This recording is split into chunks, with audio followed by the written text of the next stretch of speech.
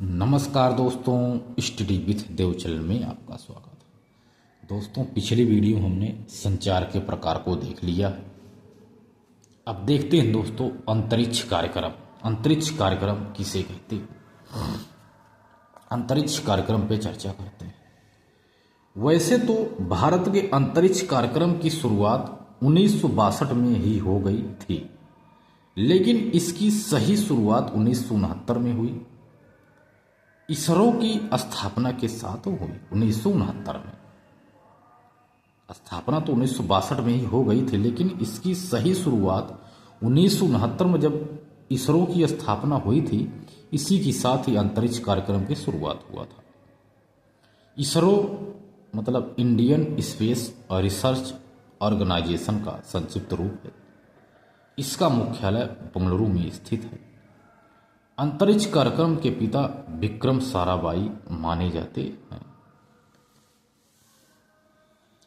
भारत के अंतरिक्ष कार्यक्रम का उद्देश्य क्या है दोस्तों, आइए देखते हैं। भारत के अंतरिक्ष कार्यक्रम का उद्देश्य दो है: उपग्रह का निर्माण करना और प्रक्षेपण यान का निर्माण करना। दो कार्य है। अंतरिक्ष कार्यक्रम का उद्देश्य है उपग्रह का निर्माण और प्रक्षेपण यान का निर्माण।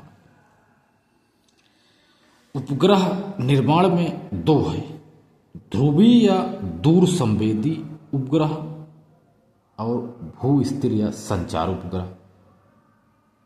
ध्रुवीय या दूर संवेदी उपग्रह में आते हैं जल, जंगल, जमीन का सर्वेक्षण करने के लिए इनका प्रयोग किया जाता है। भू स्थिर संचार उपग्रह या संचार के लिए इसका प्रयोग किया जाता है। प्रक्षेपण यान का निर्माण दो तरह से होता है: ध्रुवीय और भू स्थित उपग्रह।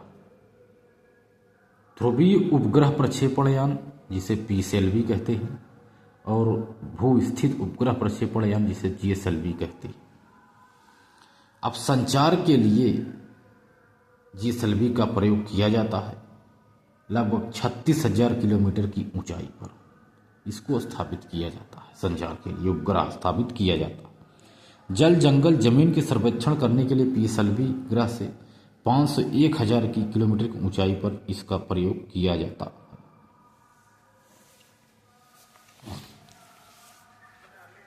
जैसे दोस्तों ये हो गया जीएसएलवी, ठीक है, जीएसएलवी है। इस रॉकेट का प्रयोग करके 36,000 किलोमीटर पर एक उपग्रह स्थापित होता है जो 24 घंटे कार्य करता है। इसमें दो ट्रांसपोर्टर लगे होते हैं अप डाउन के, ये होते हैं भू स्थिर उपग्रह। और पीएसएलवी के द्वारा पृथ्वी से 1,000 किलोमीटर तक लगभग ऊंचाई तक, अब जीएसएलवी द्वारा 36,000 किलोमीटर तक ऊंचाई पर उपग्रह स्थापित किए जाते हैं।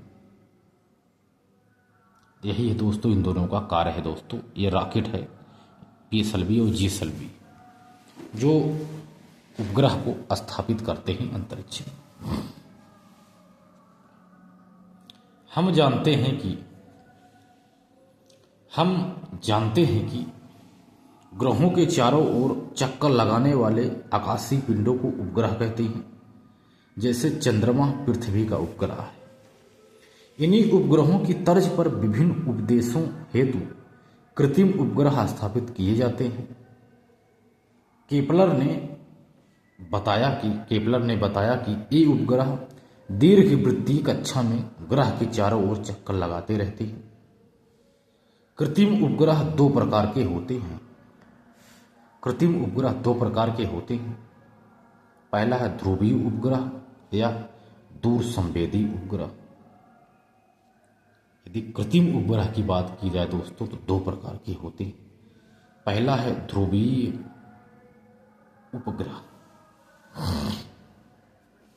ये उपग्रह 500 से 1,000 किलोमीटर की ऊंचाई पर पृथ्वी की ध्रुवीय कक्षा में स्थापित किए जाते हैं। ये 84 मिनट में अपना एक चक्कर पूरा करते हैं। इन पर बड़े बड़े कैमरे लगे होते हैं। इन कैमरों के माध्यम से दूर स्थित वस्तुओं की फोटो खींची जाती है, इसीलिए इसे दूर संवेदी उपग्रह या रिमोट सेंसिंग सैटेलाइट कहते हैं। ध्रुवीय उपग्रह पहला है। इन उपग्रह के माध्यम से जल, जंगल, जमीन का सर्वेक्षण किया जाता है। जल प्रबंधन, वन प्रबंधन, कृषि प्रबंधन आदि के लिए इनका प्रयोग किए जाते हैं। इन उपग्रहों के माध्यम से जासूसी का कार्य भी किया जाता है।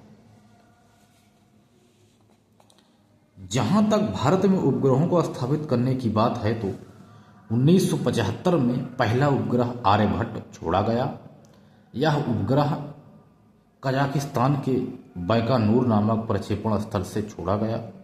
यहीं से 1979 में भास्कर फर्स्ट छोड़ा गया था। 1980 में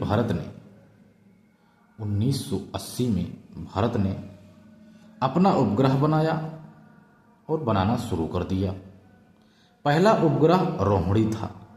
रोहिणी उपग्रहों की एक सीरीज थी। इस सीरीज में RS-3 को ही सफलतापूर्वक स्थापित किया जा चुका था।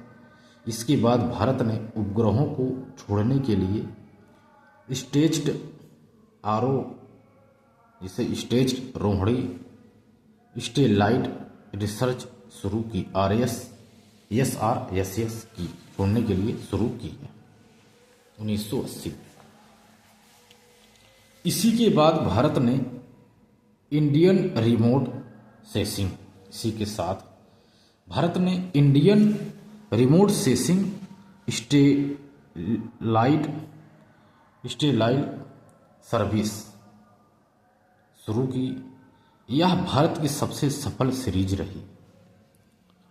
जो यह IRSSS है, यह भारत की सबसे सफल सीरीज रही।